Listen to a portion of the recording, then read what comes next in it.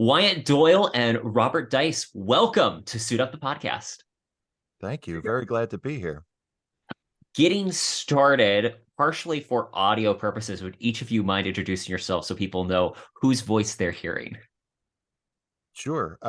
My name's Wyatt Doyle. I'm the ringmaster at New Texture, and I'm a co-editor of the Men's Adventure Library with Bob Dice.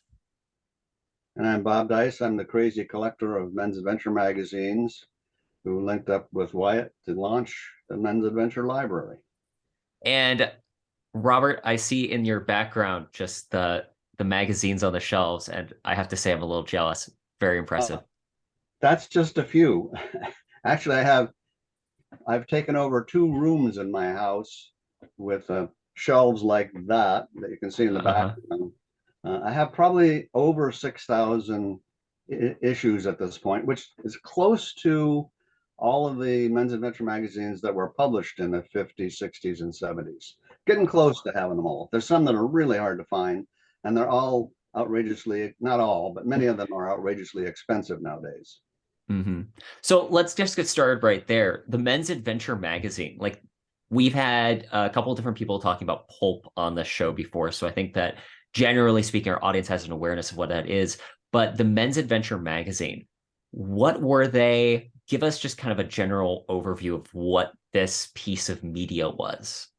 Well, we have theories as to why Men's Adventure magazines are not more widely known with today's readers, as opposed to, as you said, the classic pulps from the 30s. And part of the reason is the timing of them. These magazines, and we'll get into the specifics of what they were, but they arrived in an era post classic pulps. So they were not, they almost didn't seem, and then they were extremely popular on newsstands from across 3 decades. The 50s, when they really emerged, throughout the 60s, and then into the 70s.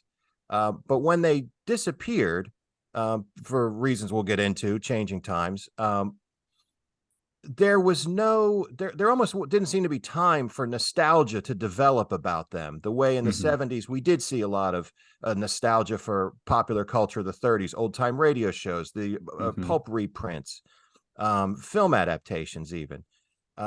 So they had a little time to sort of settle and for people to miss them. Whereas with the Men's Adventure magazines, one argument is the fact that there wasn't enough time between them leaving the newsstands and this resurgence of interest in that kind of material for them to really get a foothold. And they've been difficult to find. As somebody who hit a lot of library sales and thrift stores and collector shops over the years, I would never encounter them in the wild. They were just extremely hard to come by. I'd heard of them. I knew of them more via parodies of them. National Lampoon had parodied them. Mad Magazine had done different parodies of them. And so it was something I was more familiar with from people satirizing them than actually encountering them. And then, maybe, Bob, could you give us some insight into just what they were and Right. I think that as opposed to the pre-World War II pulp magazines, which the 13 million American men and women who fought in World War II, especially the men, grew up reading those pulp magazines, and they, after World War II, a lot of them, probably had collections, knew about them, and so there was sort of an audience for the collectible pulps after World War II. But in the 50s and 60s, nobody was thinking that Men's Adventure magazines, which are sort of descended from the pulp magazines, nobody really thought about them ever having any value. They were kind of, they were on newsstands, and then literally probably 90% of them were thrown away. And so, unlike pulp magazines, there weren't a lot of people who had already kept collections of them. Who read them, who kept, they read them and then mostly threw them out. It wasn't until the eBay that it started to become possible to actually find them, you know, for somebody who was interested, and that changed everything. And now you can find many men's adventure magazine issues on eBay if you want to get into them, but because they're not all that common, they tend to be expensive. You can get some issues for anywhere from 10 to 20, 25 bucks, but you start to get into the one that got me started collecting, which is this one. Yep. The famed Weasels Ripped My Flesh cover from Man's Life, September 1956. If you can find that for under 500 bucks, let me know and I'll buy it. I've got a couple copies, but they're not easy to find. And of course, the other reason they're not well known at this point is because they're totally politically incorrect. They're sexist, they're racist in the sense that other cultures are portrayed in racist ways. It's not like they're anti-black, okay, but you know, your exotic adventure stories in Africa and South America and the South Pacific, they all portray those cultures in a racist way, just like every other medium did in the 50s and 60s, whether it's TV, the movies, novels, all of them. Okay, so they're viewed as politically incorrect, and I think especially on the internet, the ones that tend to get the most attention have been the ones that are the worst in that respect. Okay, the ones with Nazis torturing scantily clad women. Okay, do you mean that the internet pays attention to stuff like that? I know, the most outrageous ones, that's the ones that got the attention on the internet, and I think that created an impression that that's what men's adventure magazines were about. And one of the things I discovered when I started collecting was it's really hard to make generalizations about men's adventure magazines. There are several different tiers. The ones with the bondage and torture covers that get the most attention on the internet are actually a subset, maybe 20% of the 160 different titles that were published are that kind of magazine. And those were not widely distributed. Those had the lowest distribution back then. At the top of the food chain, you had that True and Argosy and Cavalier and Saga. I mean, they had hundreds of thousands of readers. In the middle, you had a set of magazines that we particularly love, like published by Martin Goodman's Magazine Management Company. Martin Goodman, the publisher, he created Marvel Comics. Cool. Yeah, and he had a big publishing empire. Magazine Management had a lot of subsidiaries, and he published, you know, celebrity movie magazines. And he actually did some pulps too early on, all kinds of magazines. But he got in 1949, he started publishing his first men's adventure magazine, and it sold well. And Goodman was a really smart entrepreneur. When he saw something sell, he'd do something else. So he immediately launched several others. He had Men, Male, For Men Only, and then World of Men, Action Men. He had a whole series of men's adventure magazines. And the key thing we love about them is they have both great artwork, and they have really well-written stories, because Goodman had a knack for hiring smart, intelligent editors and writers. And that's one of the ways that Wyatt and I got connected was through one of the top editors that Goodman hired, who is Bruce J. Friedman, who later became a world famous novelist, screenwriter, and playwright. And then that's how I got in touch with Wyatt. Well, you know, we should add too, just a definition, a broad definition of the men's adventure magazines, because I think because the books that we do emphasize the short fiction primarily, and also the artwork, And because so few people have actually had a chance to peruse an actual issue of a men's adventure magazine, people can be forgiven for thinking that they are entirely fiction-driven magazines. But in fact, what they were was, as Bob said, you had publishers like Martin Goodman who were ready to just add more titles. They were publishers. They put magazines out for a living. So it was Content creators. yeah. So the idea was a men's adventure magazine was meant to, it was kind of like, how can we cast the widest possible net to hook male readers? So that would involve, okay, so what did they presume their male readers would be interested in?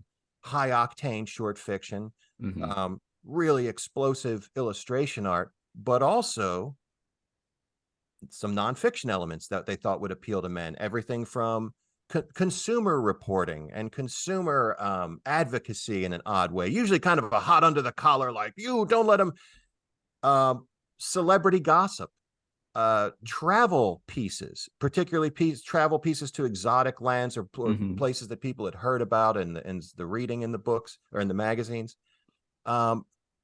You name it, a little of everything. What am I missing, Bob? True crime was big too early on. In the early 50s, true crime and detective magazines were starting to get very big.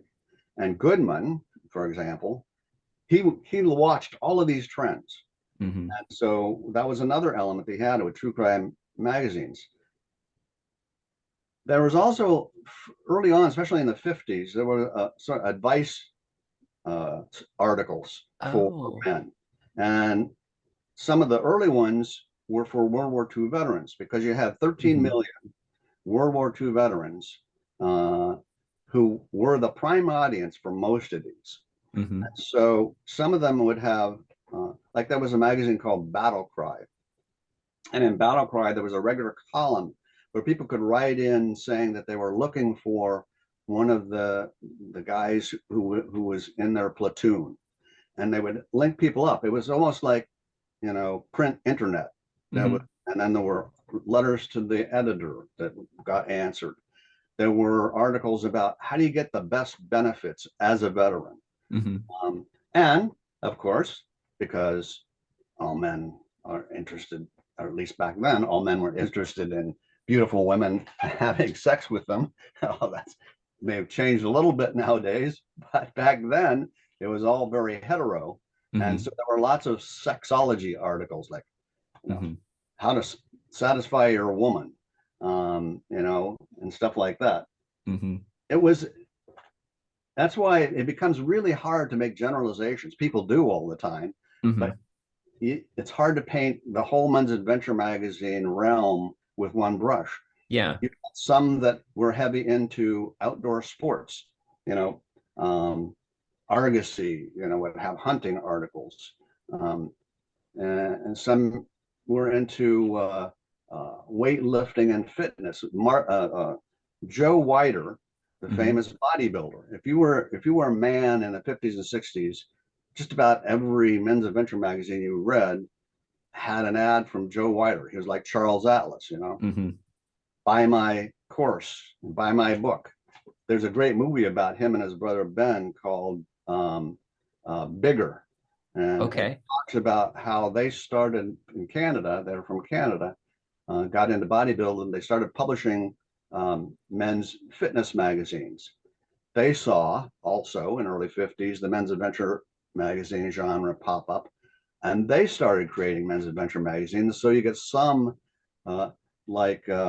there's one actually called Mr. America, morphed from a fitness magazine into a men's adventure magazine for a while. They had another one called Fury that was long running, several of them, and those actually have bodybuilding and fitness articles. So there's just this wide range. And it's one of the things that fascinates me about them. And one of the things that we always have to deal with when we talk to people about these. Early on, we got a lot of feedback from the old pulp, the traditional pulp collectors. My website is called Men's Pulp Mags. Okay, I call them, originally I've talked about them as men's pulp adventure magazines because they're descended from the pulps. They have painted covers. the best ones anyway, have great painted covers, which like the pulps, and they have lots of action, adventure, and war stories. But we would get pulp collectors who would say, those aren't pulp magazines. And they're right. We know that they're not the same, but they're related genre. And pulp has become sort of a broader term now, Yes. that, like noir. Okay. Some purists say noir only applies to 1940s black and white movies, right? But that's changed. Yeah. And same with pulp. Pulp now is a big genre. Wyatt, I'll let you jump back in. Well, I was going to say, you know, as Bob's saying, because these magazines, as a genre of magazine, were so associated with this specific generation, as we're saying, American males, overwhelmingly American males who had served in World War II in some capacity, and then later in Korea and later in Vietnam, because the magazines bridged those eras. Yeah. And I would say that that's another reason why there was never any, when all these other sort of vintage pulpy things were being resuscitated, I think the association with a particular generation of reader is another reason that these never really came up for re-examination, because they were dismissed as being square and outdated. And in other words, they didn't have, it wasn't like going back to stuff from the 30s, which had acquired a sort of a patina of if not respectability, playfulness. Oh, this is what grandma and grandpa liked. Whereas I think with the men's adventure magazine, it was like, well, this is what our parents liked, and we're rebelling against our parents. So I think that also made it harder for them to come back. But because they were so varied in their content, and because they addressed so many facets of what the editors perceived to be male interest, part of the thing that we love about these, in addition, yes, we love the pulpy stories. We love the now campy articles, the sexology articles, and the peel back the curtains on this sleepy town, and there's a sex pot of, you know. The Sin City articles, yes. Yeah. But what they do, I mean, when you look at them now, when you take them in toto now, what you see is a documentation of the interests, the fantasies, the curiosities, the uncertainties too, because a big thing about the men's adventure magazines when they would editorialize is that they took on what we've termed a barracks room familiarity. The idea is like, hey, we'll give you the straight dope. We'll talk to you straight man to man. Yeah. And that gives you a tremendous insight into the way that the culture was operating, into the way that people were thinking, as I say, their interests, their fantasies, their curiosities, the things that baffled them and frustrated them were all addressed in these magazines. So there's a lot more to be gleaned from these magazines. You can take them on any level. You can take them on the surface level as entertainment. You can take them as historical documents. I mean, there's a million ways to approach them, and that's why it's been such rich territory for us. What it reminds me of is there's a story about how the Impressionist period, we think of the Impressionists as like 5 or 6 different painters. The reason for that was there was one dude that was like friends with all these painters, and he got like their paintings for free. And he was a struggling artist whose art never popped off, but because he had curated this collection and then donated it to one of the museums, that curated collection became the default of what we imagined that period being. And I just find that fascinating, that one of the things that it sounds like that the men's adventure magazine has never really had up until your guys' work is a curated, here is the narrative. No one took the broad spectrum of it and put it in a way that's suggestible and accessible to the masses of the current era. I'm trying to remember, did Hemingway ever write for any of those magazines? Have what? Ernest Hemingway? I'm trying to remember, because I thought he did some magazine. Is he in the magazines? There's many stories about him in magazines, and there's a few by him. But he was, in fact, there's a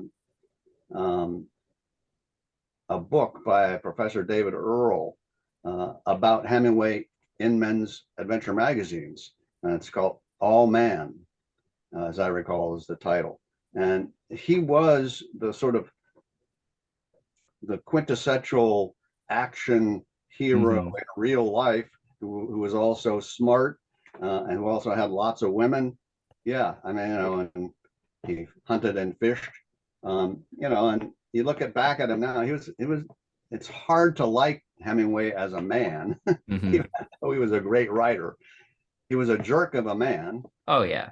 but his image, His mythos. his mythos was perpetuated in the men's adventure magazines. He was very, it was common to see articles about him, Hmm. or mentions of him in the news columns and so forth. I was But just curious. that's the other thing is I view the men's adventure magazines as being a kind of an escapist fantasy reading in general for men Hmm. back then.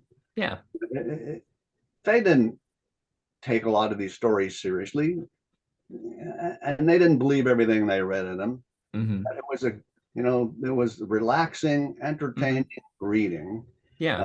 fun, exciting, and plus it had great artwork and pictures of semi-naked women What's not to love? who eventually in the 70s, when men's adventure magazines were getting more and more competition from bachelor mags like Playboy and Hustler and so forth, they were losing their shelf space. So they Hmm. started to get raunchier too. And it's up until about 1968, 69, you wouldn't see topless cheesecake photos in men's adventure magazines. They would be glamour girl photos, and they Hmm. often very well done. Um, in fact, one of our friends, Ava Lind, Hmm. where's her book? Our friend Ava Lind was both a pinup model and an artist model for men's adventure magazines, Hmm. and when you look at her pictures in men's adventure magazines, they're really tastefully done by some of the top glamour photographers of the day. In the 70s, Hmm. that changed. They got really raunchy, full frontal nudity, beaver shots, etc. They still had some good stories, Hmm. but the proportion of good stories and artwork went down from the late 60s into the mid 70s. Yeah. And ironically, by becoming more like bachelor magazines, they actually put themselves out of business. Hmm. They lost the readers who liked the real men's adventure magazines before that, but they couldn't peel Compete. away the compete with the more hardcore, explicit Hmm. bachelor mags, and so by the late 70s they were all gone.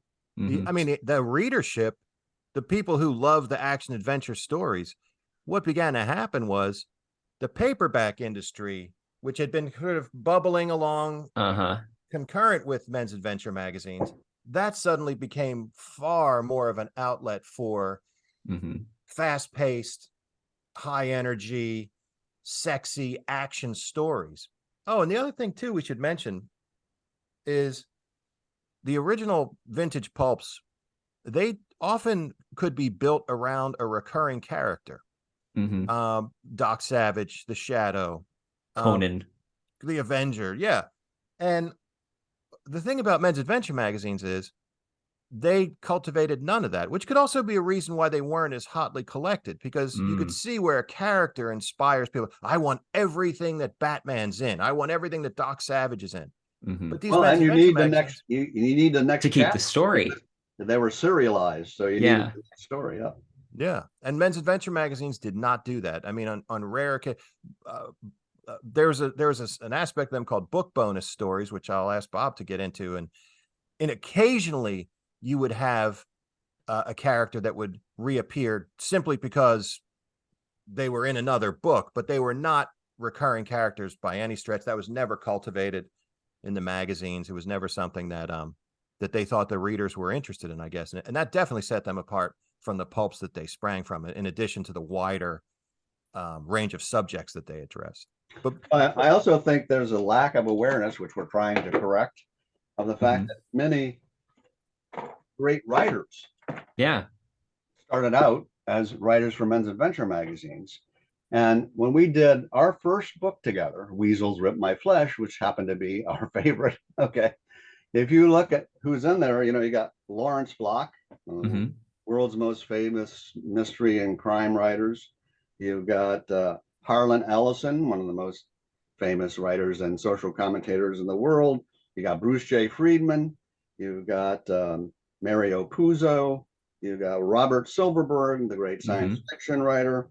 You got Walter Wager, who's maybe people don't know him that well now, but he did a lot of novels, and the Die Hard 2 was his novel. Okay. You got some others that deserve greater recognition, like Robert F. Dorr, one of the world's greatest military aviation historians.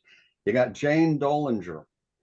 Jane Dolinger is a really interesting character. She was a female adventurer, and her husband, Ken Kripine, was a magazine writer and documentary filmmaker. He took her to South America, taught her how to write stories. She was also gorgeous, and he used her for a model. And she did adventure stories from around the world, like I watched them shrink a human head, and stuff like that. Some of it really based on true experiences that she had in South America.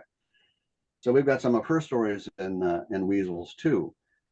And that leads to, those early connections. We actually, when we did Weasels, we reached out to all of those people who were alive, including Harlan and Larry Block and Robert F. Dorr, Robert Silverberg, and that led to some of our other more recent books, which Wyatt, you can talk about if you want, like this one.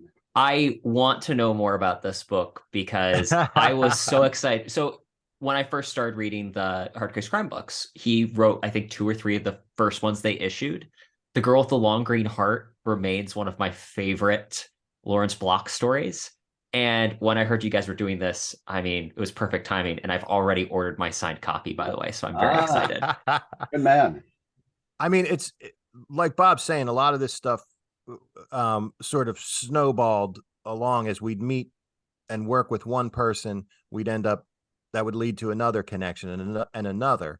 In the case of Lawrence Block, so we were working on a book collecting the stories of the men's adventure stories of Robert Silverberg, who during a lull, this was early in his career, but he was already establishing himself as a writer of science fiction, as one of the top tier writers of science fiction.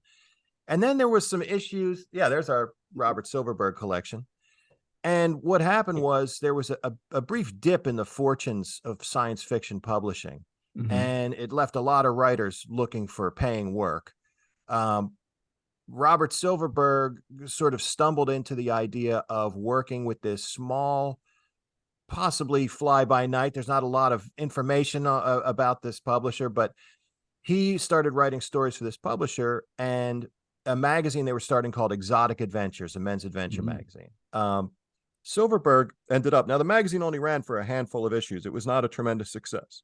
However, by the end of the run, Silverberg was writing almost all of the content in the magazine under multiple names, none of them Robert Silverberg. The name Robert Silverberg never appears in the magazines, but a dozen other pseudonyms that are Robert Silverberg appear, and it covers everything. He does everything from exotic adventure stories, sexy, violent adventure in foreign lands, but also things like there's a piece he wrote a piece in one of them about where to get the best deals on liquor in Europe, and like getting your liquor bargains and things like that. I mean, it's things that you would Love think it. like, yeah, that's like. Now, meanwhile, Robert Silverberg had traveled to almost none of these places. He was working from a large stack of National Geographics and kind of winging it, a lot of it. And doesn't that sound like every writer? But I just think, I mean, stuff like that is fascinating. So, all right, so we get to work with Robert Silverberg, and he was a blast to work with and very game for the whole thing. And at one point, we're putting together some of the text for the book. Bob says, "Oh, let me send you some of these email exchanges that he had with Bob Silverberg, saying like there might be some stuff in here that we missed or some comments he made." So I'm perusing these emails. I said, "Bob, did you see here? At one point, Silverberg says, I think my friend Lawrence Block would be interested in a book like this of his stuff if you guys want to reach out to him." Bob was like, "Oh, yeah, that's right. So, well, let's reach out to Lawrence Block." Now, obviously, we had licensed a Block story for Weasels. So we weren't unknown to him, but the idea of collecting these stories and issuing them, he was right on board from the beginning. I mean, he's been a blast to work with, and we were able to sort with the Lawrence Block collection. He's a really interesting case. He's representative in some ways, and he's unique in others. He was Block got involved in these magazines. He was a young writer. He knew that he knew these magazines were seeking all kinds of different content. It was coming through an agency he was working for. He was basically doing, I guess you'd sort of scut work, reading manuscripts, rejecting manuscripts and stuff like that. And they would, requests would come in from these different magazines saying, hey, we're looking for an article about this. We're looking for a piece about that. And Block started taking those assignments. So his initial work for the men's adventure magazines appeared under pseudonyms. But he really did, in the time that he worked in the field, he managed to touch on a lot of the major subject matters and approaches that men's adventure magazines traded in. So, for instance, you get stories from him about nautical disasters, but that could have been prevented if only this person had done their job, or this company had been willing to spend the money on safety instead of cut corners. Again, these were things. I think one of the main things that men's adventure magazines tried to do broadly is get their audience riled up. So it was either, let's get you excited about the action adventure story, and here's some sexy photos. And if we're going to talk about businesses or consumer things like that, they're going to be things that are going to tick you off, that are going to get your blood boiling, and it sounds like Facebook. It's not too far off. Well, this one goes all over the place. I mean, you got things like, she doesn't want you. Okay. Oh. It's about hookers. And I don't think he had much experience with them actually at the time, but he sold and resold that story to about 5 different men's adventure magazines. That's amazing. Different names. Well, prostitution was, I mean, anything sex related, the men's adventure magazines were all over, because keep in mind the era that they existed in, there was not a lot of great, reliable, frank talk out there for people. No, like you guys have said, that this is pre-internet. And I think especially my generation doesn't appreciate the fact that up until even less than 20 years, we have not had instantaneous access to everything. Oh, yeah. Yeah. I'm old enough to remember. I was born in 1950. But I mean, it's true because, for instance, in later years, maybe somebody would be getting their information about sex and sexuality from Playboy or Hustler or Penthouse, or even just seedier magazines than those. But there were places where it could be found, or even the book, Everything You Wanted to Know About Sex But Were Afraid to Ask. I mean, don't forget, that didn't even exist. I mean, it was not easy to find. And everything from prostitution, I mean, sex in general, prostitution, Bob had mentioned earlier, like How to Please Your Woman kind of articles, but also articles about homosexuality of various stripes, because these were things people said, I don't understand. I have questions about this. What's going on? I'm seeing headlines, or I'm seeing articles about this, or there's controversies about this. But people wanted the straight dope, so to speak. And men's adventure magazines purported to give them that. And in some cases, some of the commentary and articles are surprisingly forward thinking. In other cases, they're pretty much exactly what you might expect from the era. They're not super informed. They're more tilt toward the salacious, but that's not to say that there wasn't some very interesting articles and conversation there that actually did. And Lawrence Block deserves credit in this area, because while that was a standard type of story, we've called them different things. Sexology articles are kind of one thing. There's also articles, we've dubbed them explainers, which are articles that are trying to help their readers understand, maybe get comfortable with some of the shifting trends in the culture. And Lawrence Block's pieces, his nonfiction pieces, which tend to be presented as interviews or collected conversations with sex workers, prostitutes of various kinds, and then later stewardesses, because that was viewed as a very sexy profession, following a big best-selling a book about stewardesses. But Block did approach these pieces from, I would say, from a serious place. And when you read these pieces, well, the other thing too to keep in mind is these men's adventure magazines, although they have campy elements, and today there are things about them that'll give you a chuckle. The magazines themselves were not presented at all in a tongue-in-cheek manner. Not at all. There was stuff was taken very seriously. It was presented seriously. You will not find winks in the stories. And in fact, another misconception people have about these magazines is that they are, just because there is a lot of machismo in these magazines, the idea that these magazines are just stomping across the terra, just, like sweeping everything out of the way, mowing down people. Now, there is over-the-top action, absolutely. However, one thing that is consistent through so many of these men's adventure magazine stories, the ones that deal with darker themes, is that they're presented in a very serious way. They're not presented as campy. Even when you have ridiculous things occurring in them, there's no indication that the writer is presenting this in a comic way or a satirical way or anything, or with no, like I say, no winking, no elbow to the ribs of any kind. These are presented just...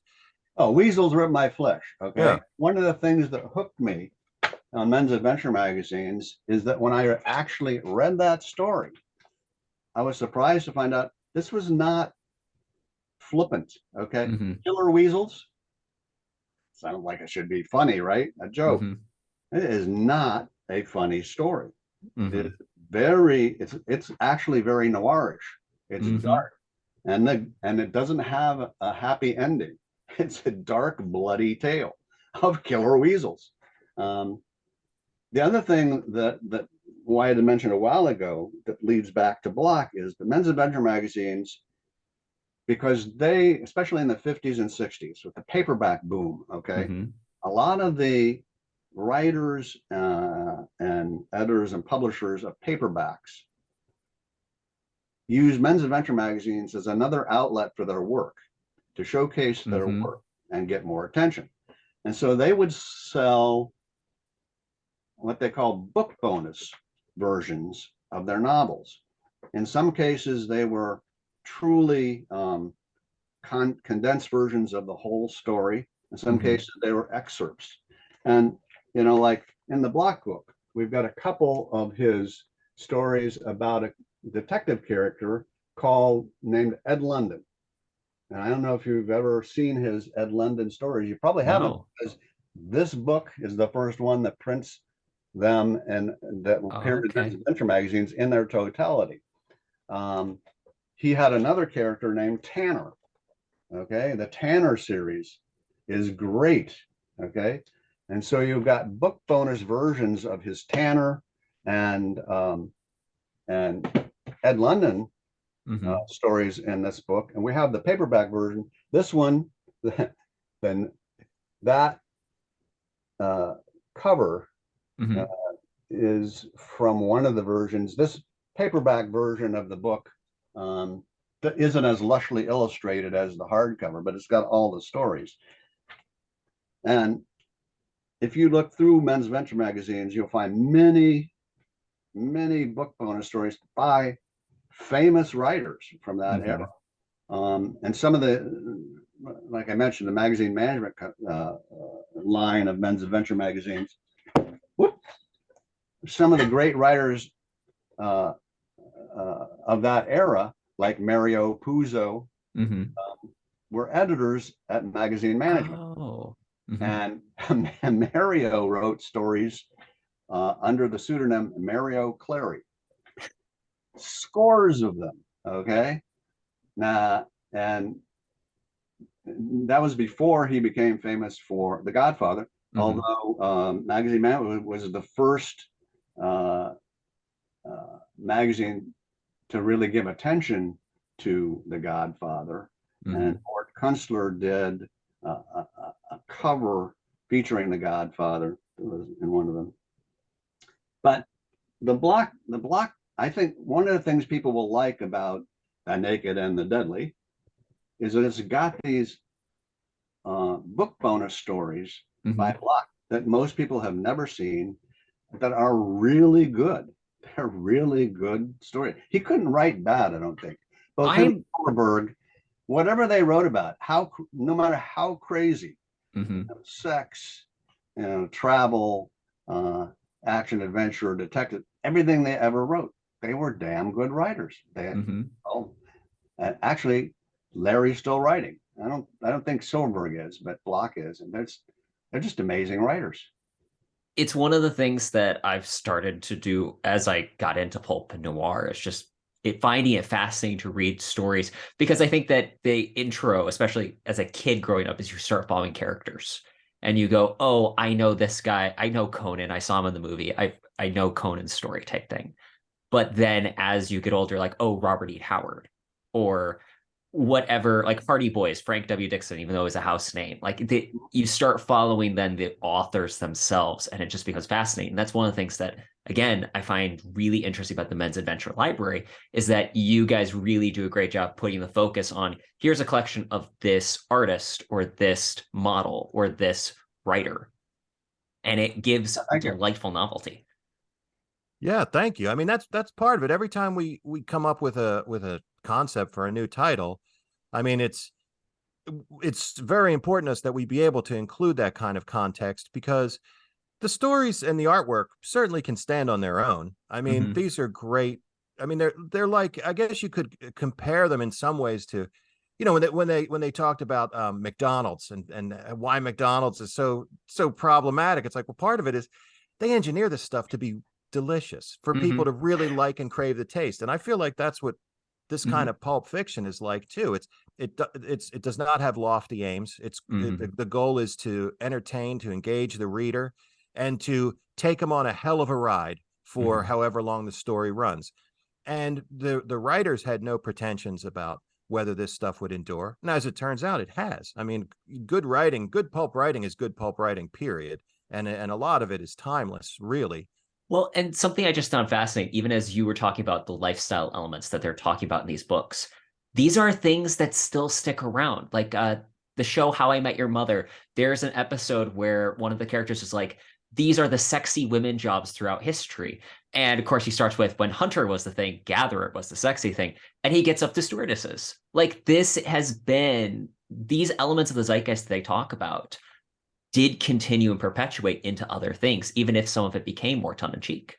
Oh, we've argued from the start that men's adventure magazines, we call them an invisible hand behind a lot of popular culture because even though you could easily say, well, I've never even heard of these magazines. How are they influencing popular culture?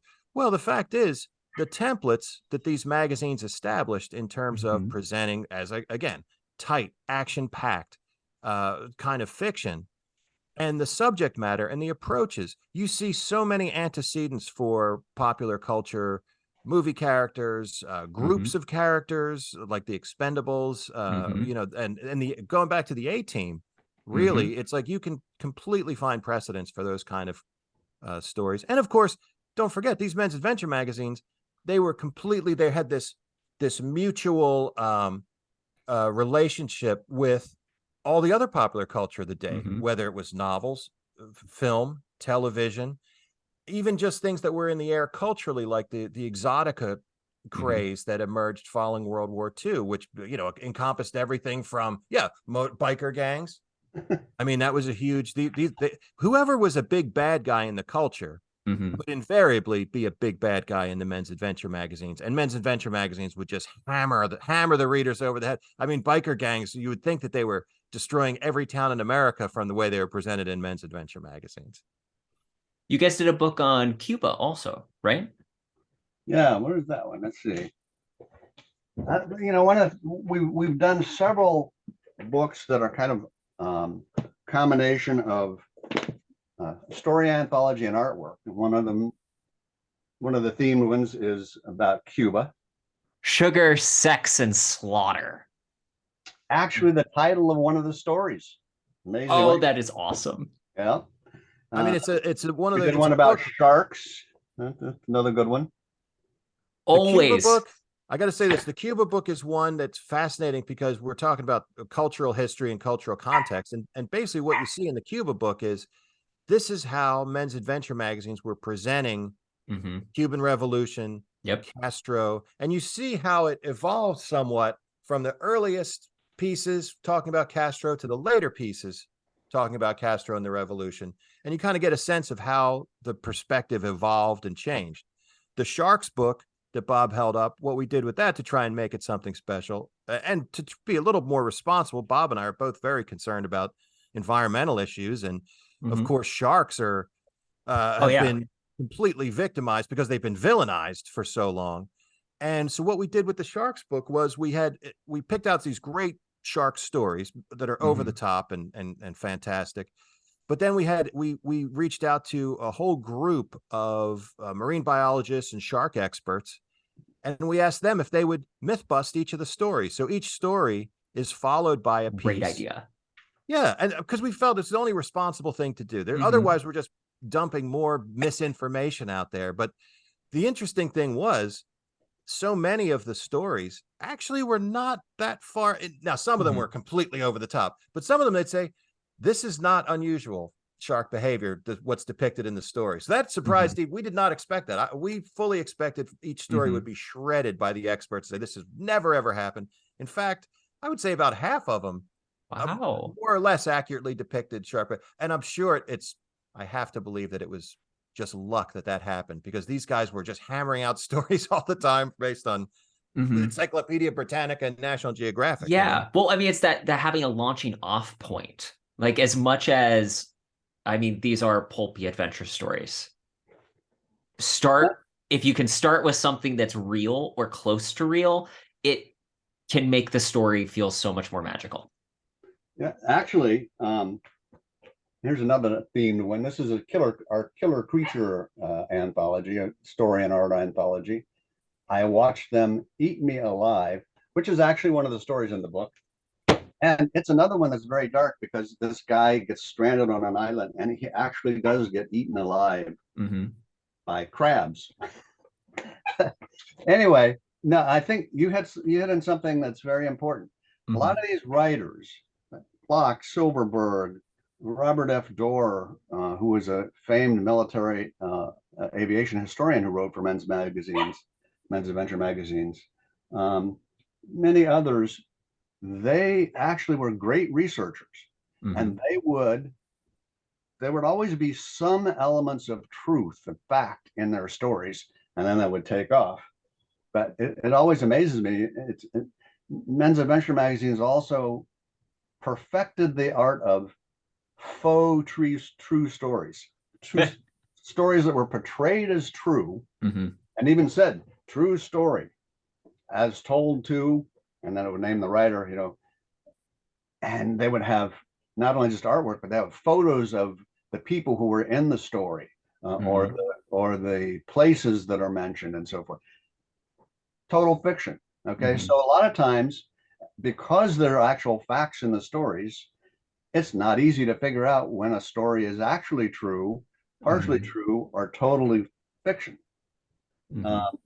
Which is one of the reasons I love them. I mean, it was an art to create faux true stories, I think. I've got to drop this in too, because this is something that's come up because so many people know the men's adventure magazine stories for the killer creature stories, Weasels Rip My Flesh and stuff. And you'll still see those covers circulate all the time online. But something to keep in mind about them, as I said, since these stories were not written with any kind of irony or satirical intent, one of the things that a theory that we've hatched is that these stories, we're trying to unravel the secret of their appeal to the readership, because these animal attack stories like this were consistently popular throughout the 3 decades of the magazines. And one theory that makes a lot of sense to me, and we've spoken actually to a couple people about this who have said that adds up, the idea of these stories as almost a form of PTSD therapy or processing, because if you think about these animal attack stories, generally what you have are people who are attacked by animals and they end up mutilated in some way, missing limbs, clearly shaken, clearly dealing. Most of these stories are written from a perspective of someone who is dealing with their post-traumatic stress from the event. And the stories don't really end with like a big victory. They tend to end with a, but at least I survived. I may be missing a hand, but I survived, which really echoes a lot of people's wartime experience, where they were coming back different psychologically, different physically. They had witnessed things that they did not expect. They had endured and survived things that no human being could be prepared for. And so we suspect that that was a factor in the popularity of these magazines and in that type of storytelling as well, that it was whether it was an intentional, it seems unlikely it was intentional on the part of the editors. It seems like it was something that even the readers might not have been aware of what was going on, but that seems a likely reason for that itch that these magazines, these stories, and this kind of fiction would scratch for the reader. Well, there were many war stories too. World War II, Korean War, Vietnam War. One of the things about men's adventure magazines and war is that it didn't sugarcoat it. War was hell in men's adventure magazines, but even up until the Vietnam War, in men's adventure magazines portrayed the American GIs and sailors and Marines and fighter pilots, etc., as doing honorable things, being brave in the face of terrible things. They weren't always brave; they get scared too. But there was a respect for the military in men's adventure magazines that in the '60s started to decline everywhere else. Okay, and so it's one of the reasons why men's adventure magazines were among the most popular magazines at the PX stores in Korea and Vietnam.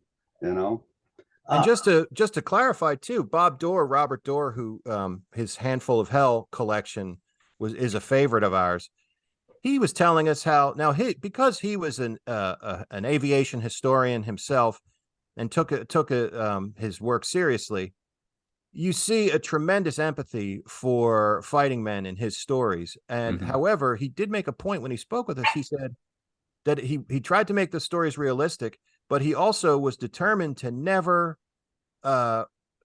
inflate the heroism or anything like that. He said, because they wouldn't like that. They didn't want that. It's, the actual people who survived the war were not really pandering.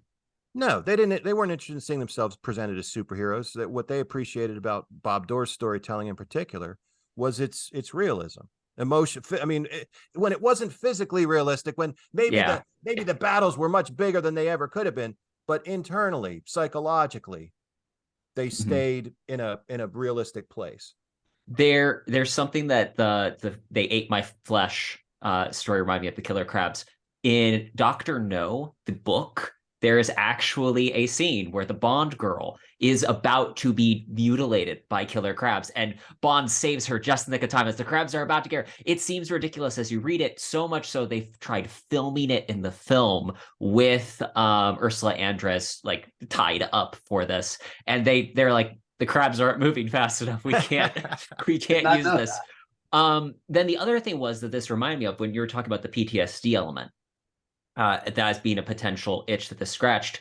It reminds me a little bit of the labors of Heracles, those 12 labors. So there's a psychologist that was on the Art of Manlius podcast. He said that he actually uses those stories as a way of helping people work through those, because it's watching how they react to the stories and what do they think of the story. So I 100% can see where something like this would have a similar effect, even if it is just subconsciously.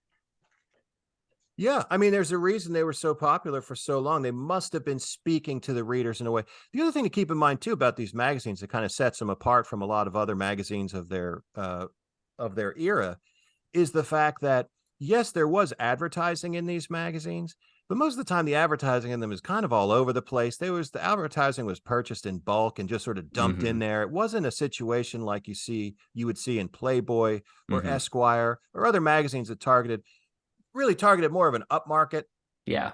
consumer. And indeed, like when you look at Playboy and stuff like that, there was a lot of sort of aspirational consumerism in there, where it was like, oh, you want the ideal bachelor pad, you want this car, you want Mhm. da. Men's adventure magazines really were not involved in that. They didn't have that kind of advertising, and they didn't cultivate any of that sort of social Mhm. climbing in the magazine. Their focus was completely different. It was just pure Mhm. entertainment. There's The other thing about, sorry, go ahead. I just want to, before we're getting close to time, I can go as long as you guys want. But I want to ask about what the research for putting one of these books together looks like. Obviously, Bob has a huge collection of these behind him, but I'm just curious, what does it take to put together one of the Men's Adventure Library books? Well, it usually starts with me talking to Wyatt and coming up with an idea for a theme. Now, in some cases, it's all visual. Like we've got a series of art books. Our most recent art book is George Gross Covered. Okay. And this one, I basically found every men's adventure magazine that had cover art by George Gross. And we made the book of that. And the Mhm. cool thing about this book, besides just the artwork, is um, Mort Kunstler, Mhm. who is one of the most famous illustration artists of Mhm. the 20th century, still is, he's still alive, but he was one of the most famous artists who also did work for men's adventure magazines. And we did a book of Mort's artwork.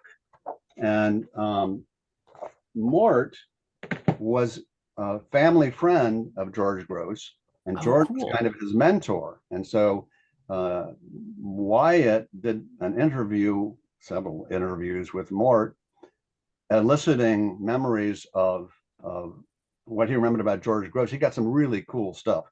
Uh, tell him the biggest find from that one? Oh man. Well, I mean, for one thing, it's we love the deep, the inside baseball kind of stuff. So Mhm. this was an opportunity where Mort, who was a young emerging illustrator, fresh out of Pratt, um, needed professional experience. And Mhm. George Gross was, like I say, like Bob said, a friend of the family and a dear man by all accounts.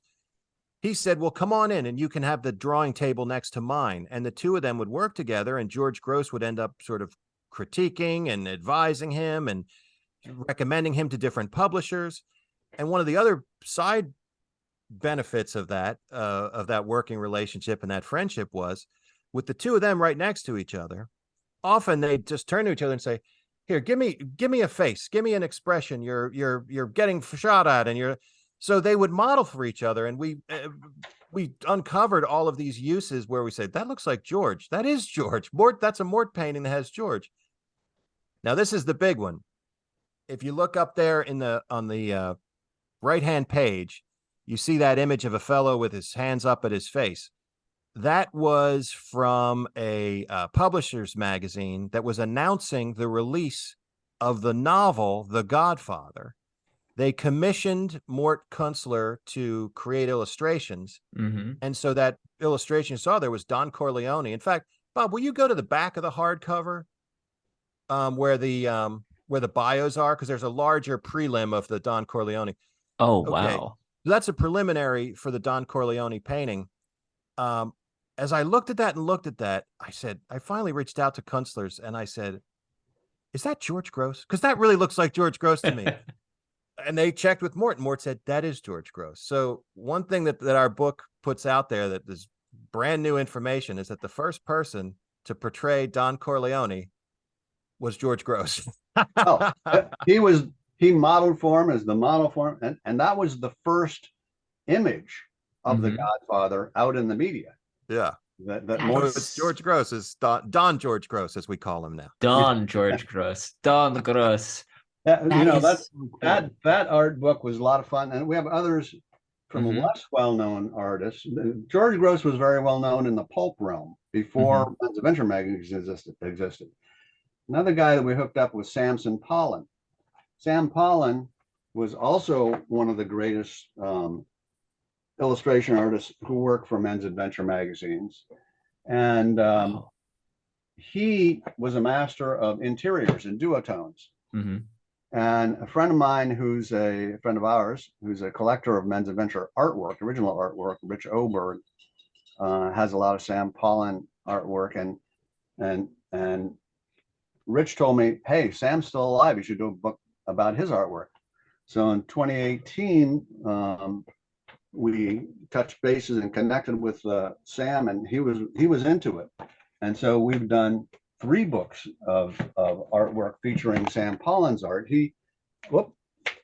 After the first 2, this is the second one. Wow. Sam passed away, but his widow, Jackie Paulin, let us do a 3rd book that we recently put out called Paulin in Print. Mm-hmm.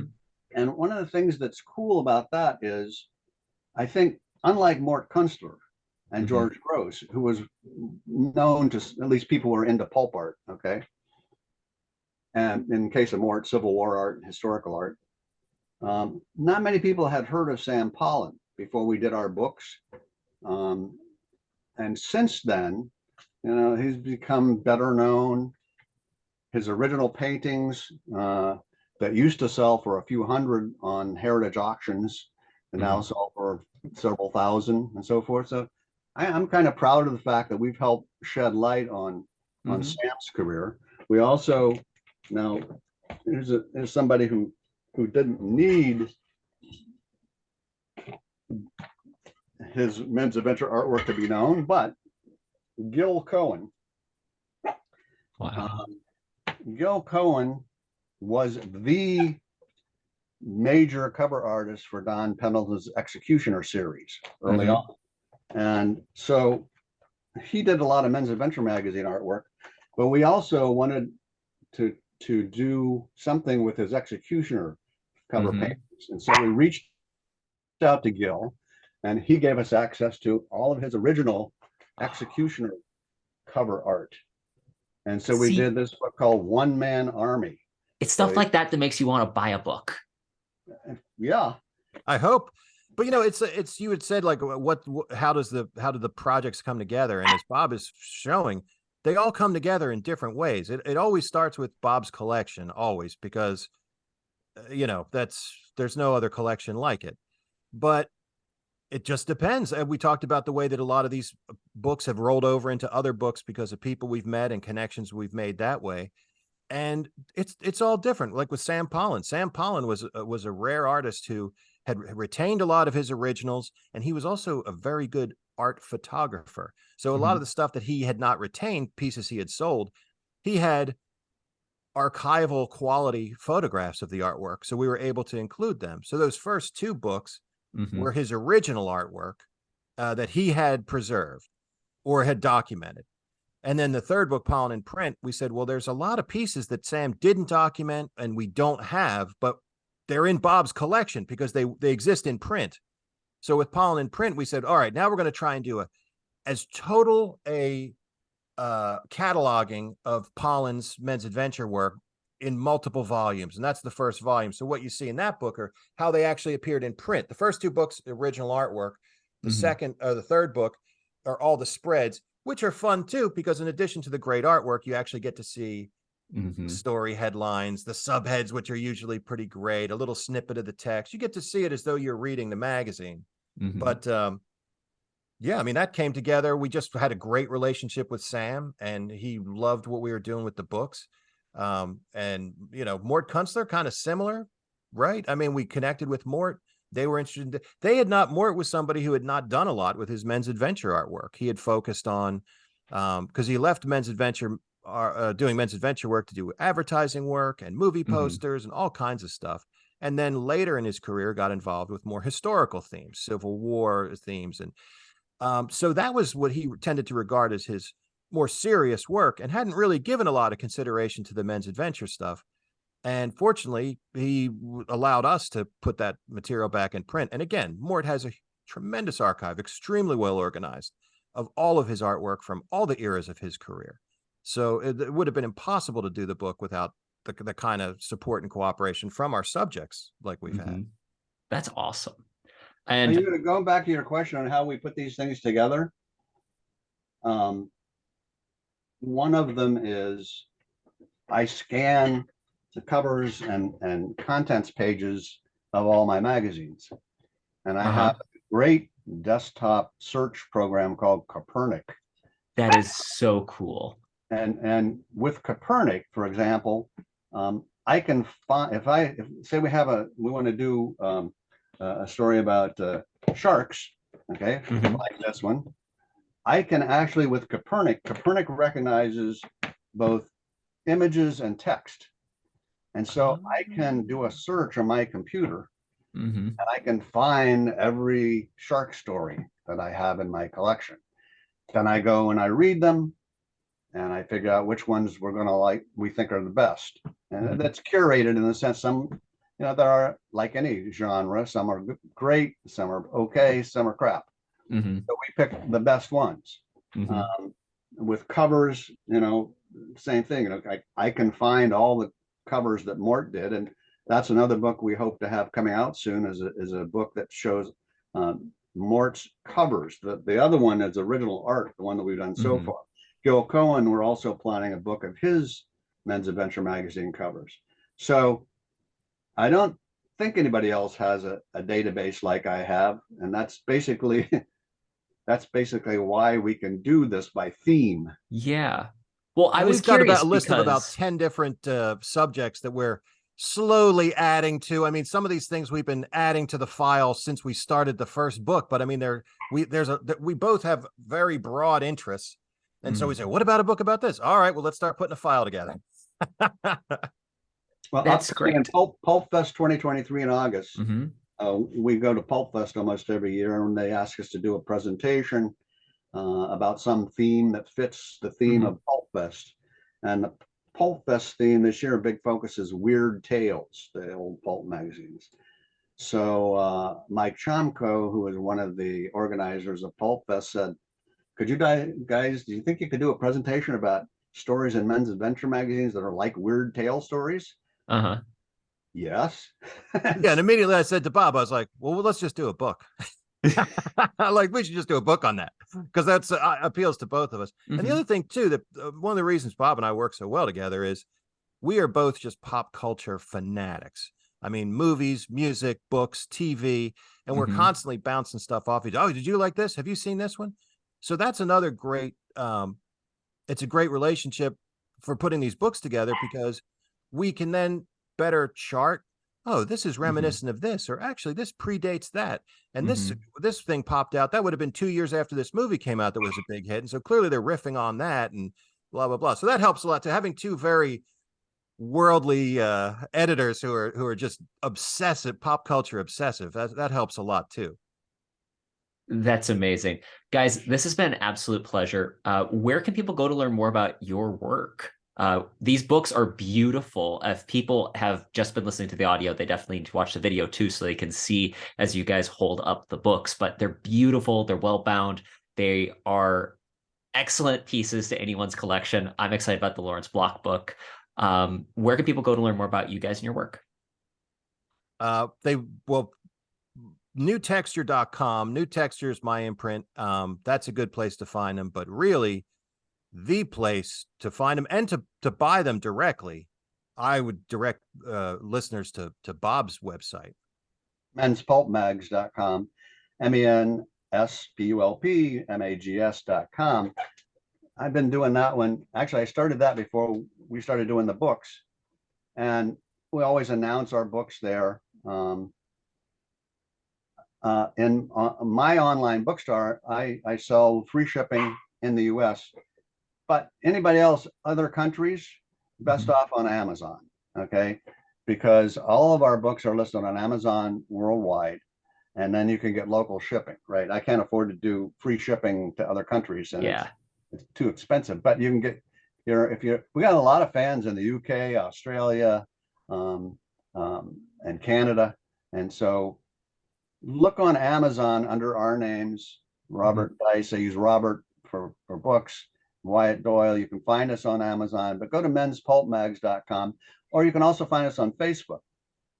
We have a couple of groups, the Men's Adventure Magazines and Books group on Facebook, and the Weasels Rip My Book Facebook group on Facebook. Love the title to that one. And I'll link all of that in the show notes too. Guys, thank you again so much. Obviously, always welcome again. It's been a blast. Hey, it was It fun. really has been. Thank you so much.